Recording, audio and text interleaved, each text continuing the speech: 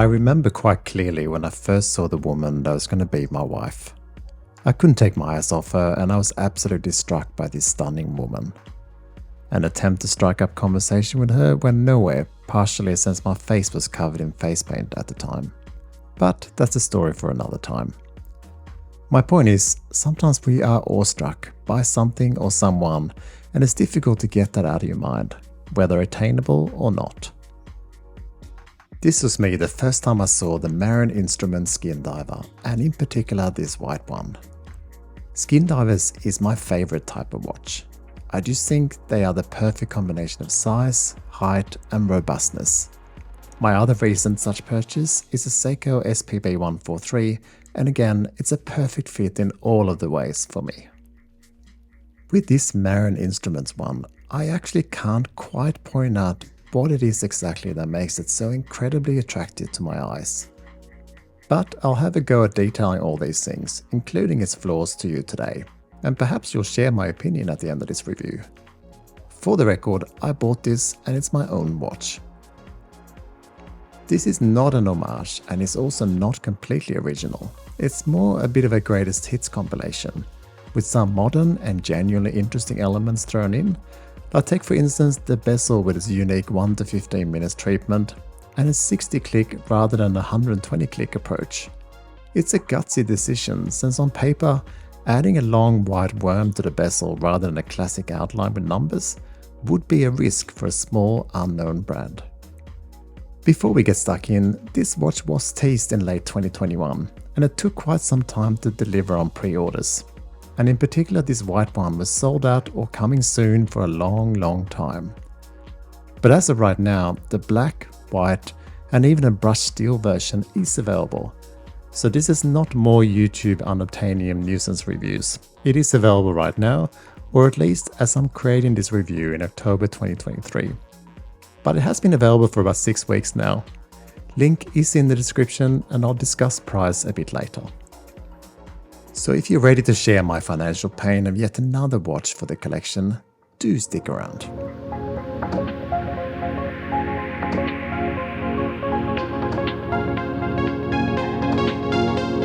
If you would please allow me a quick like and subscribe nag here, I thank you for your time and support, and let's get stuck into the sizes. As I mentioned, I love these Skin Divers since wearing big cumbersome watches is a closed chapter in my life. It is sold as a 39mm diameter, but as you can see, the design means it's not straight up round. What I can tell you is that the bezel is 39.5mm for reference. Lug to lug is 48mm and lug width is 20mm. It's 11.6mm thick and we get a 200m water resistance. Now a massive big heads up, you get a 5-year warranty here, which is amazing. It even includes a rubber strap, but only if you're the first buyer.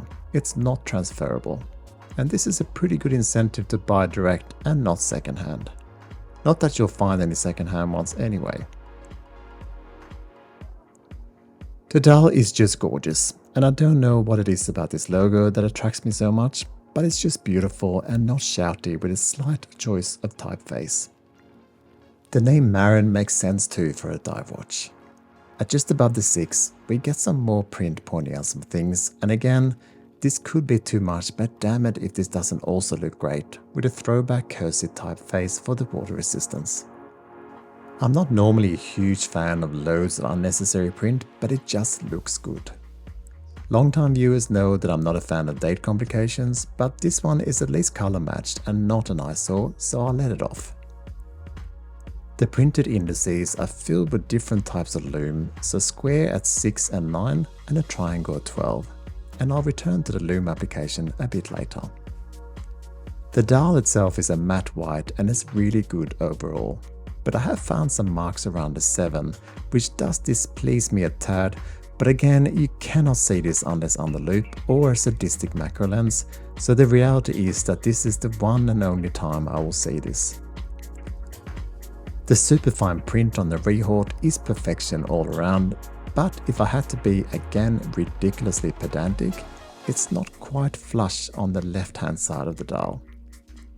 If you're seeing this and thinking, my god, this is not good enough, then I invite you to watch my recent roll acceleration review, which I'd argue has more flaws up close than this, but again, only under extreme magnification. The black sword hands are on the smaller side, but I think this is a good move. They fit the dial. Can you fit enough lume on these tiny strips? I'll return to that one, but one thing's for sure, in daylight there are no legibility problems whatsoever. And this delicate seconds hand reaches all the way to the rehort. The 60-click bezel is perfection, easy to turn but not too easy. We have no alignment issues, in part thanks to the unique design, and the coin edge is both attractive and good to touch. I think I could turn this in the water before descending with wet hands, so this is acceptable. Mostly these days, a diver would set the start of the 12 mark, or in this case 12 worm mark, to the minute hand to time the dive, which is actually reasonably useful underwater for a quick lands. But no diver would dive without a basic dive computer, nor is this in any shape or form more important than your gauges for how much air you have left. So let's say it as it is an attractive graphic. If you're genuinely interested in the 1 to 15 range that's typically printed on bezels, Google USN dive tables. The case is intriguing. The screwing back is what rests on your wrist, and the rest of it will appear to float slightly above your wrist. It works since it's so thin, but it does not conform to your wrist. The angular lugs do have some inspiration drawn from Seiko's 62 mass, but the case is its own thing with the sculpted crown guards. It's all brushed on top, but the sides are polished, which is a slightly curious decision for a tool watch, but it's likely done for looks, and guess what? Mission accomplished, since the looks is 10 out of 10 in my book. The sign crown is protected almost too well. It can be a little tough to grip, but if you put on your big boy pants and stop moaning, you will find that it's not an actual problem. The back of the watch pretty much replicates the information from the front, and what I think is a batch number 2. This is not a limited watch to my knowledge. Behind it hides the Sellita SW200-1 movement, which is a Swiss option used for its tried and tested design. It offers around 38 hours of power reserve, and fun fact, it's the only movement I've ever had fail on me, in another watch for the record. That said, any watchmaker can fix this, and is normally the go-to for watches in the mid-range and sometimes all the way up to luxury brands. You get 2 straps in the package, a black NATO strap that I'll never use, and this awesome notched rubber strap with quick release spring bars. Having done some research on this, it's very far from cheap to have your own custom-made strap made. It was worth the effort though, since it mates these angular lugs perfectly and creates a cohesive look. I think it's FKM since it collects 0 dust. It's another great design that tapers all the way down to 16mm and a sign buckle. I think it looks amazing both on the notched rubber strap, but also on other straps. I can see this on an Erica strap, no worries, or in this case a thicker Artem strap. I'd not go so far as saying it'll fit a ton of straps, but you do have options. The Lume is lovely, but the hands do fade too early. Top marks though for a Lume worm.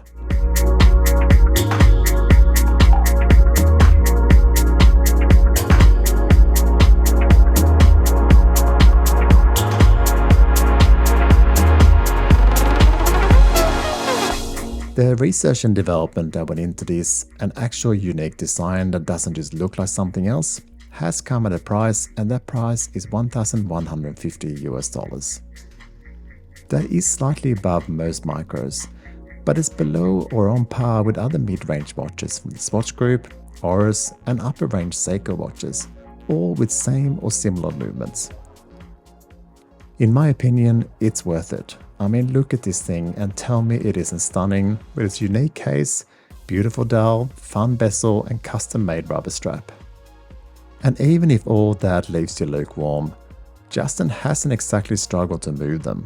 So if you're very lucky and see them in stock still, then don't delay, is my advice. If you are someone that flips watches regularly, then you probably don't buy microbrands at all, since they are notoriously fickle when it comes to value retention. But again, scarcity can mean that it's still worth jumping in, even if you're on the fence. Hodinkee, Worn & Wound, Fratello, all the large publications have featured this one at some point, and for good reason. Personally, I can't wait to see what Justin comes up with next. I love it. This is a face I will never tire of, which I can luckily say about my wife also. What do you think? Will you get yours now? I hope you do, but do let me know in the comments. Thank you again for watching, and I'll see you next time.